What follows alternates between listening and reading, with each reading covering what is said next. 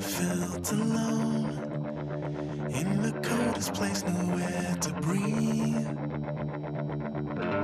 I'll sing this song so you can see my life in melody. Please find a way to release me from inflicted wounds. I can't sleep, in need of grace. How I'd love to feel your presence soon. In need of life to resuscitate the king in me. From water to wine, will you manifest the change in me? So save me from this meaningless life. Burning inside, can't take this. Burning, thorn in my side. The shadows of night and raging from the dead. Amputate, I will sever what was done in the dawn. Rejuvenate, remove the arrows that were aimed at my heart.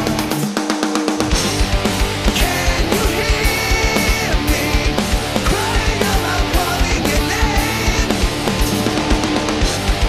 Now that I see, realize you are drowning rivers of shame. So save me from this meaningless life. Burning inside, can't take this. Burning, thorn in my side. The shadows of night. So save me from this meaningless life. Burning inside, can't raise me from the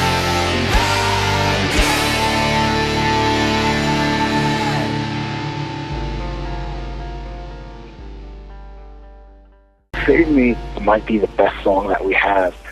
I wrote it for my own personal struggles, but it speaks to people as well.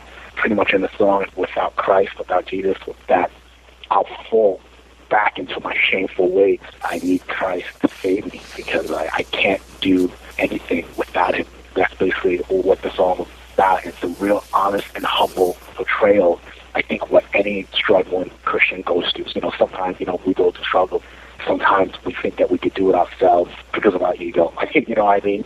But then you're humbled and you realize that you can't do it yourself. I'm going to say something right now that not too many people know about, but last year I was diagnosed with a hereditary eye disease that says that I'm going to be vision impaired. And when the doctor first told me that, he told me that there was no cure. And so it's but the first word out of my mouth was, wow, thank God I'm Christian, because I felt the fear coming in, and I'm like, all right, let me chill out. I'm like, thank God I believe in a God who heals. And even if I don't get healed, I know that there's something, I'm going to get strength from this, and it hurts. Sometimes I cry about it, and, I ask for people to pray for me, but I pray that God's will be done. Of course, I want to be healed, but if it doesn't happen, then it doesn't happen. But I know Christ could die on a cross and pay the ultimate sacrifice. Then me going through difficulties with my sight is nothing in comparison to that. So I kind of try to look at it from Christ's perspective. Whenever I pray, I ask for the Father to show me the world through Jesus' eyes so I can walk in his footsteps. You look at Job and what Job went through, and even all that he went through, I still have to say, God, I'm not enjoying this, but I have to put my faith and my trust in your will for my life. And sometimes people are realizing, all the things that we go through, all the hard things, if it wasn't for those hard things, we wouldn't be who we are right now. So a lot of people, when they get on their knees, they pray for strength. Sometimes they don't realize that praying for strength means that you're going to go through some severe hardship. Yeah. You know what I mean? But yeah. I have nowhere else to go except for Christ, except for God. So it's like, wow, okay, so what that does is all right, I have nothing I can do in my own power. So, but it strengthens you because you're like, wow, okay, this is the only place I can go. No man, no doctor can fix this, or no man, no doctor can pull me out of this, or anything that would go. And so that's what's the amazing part about suffering. there is a beauty in suffering. I don't want to suffer, but, as human beings, we know that we're going to go through that on this planet. It's inevitable. If the Lamb of God went through it, of course we're going to go through it, especially as believers.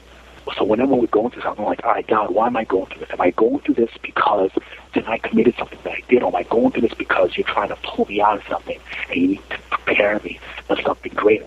So to me, I look at it like, all right, am I going through this ordeal with my eyes because of the things I said when I was a Satanist?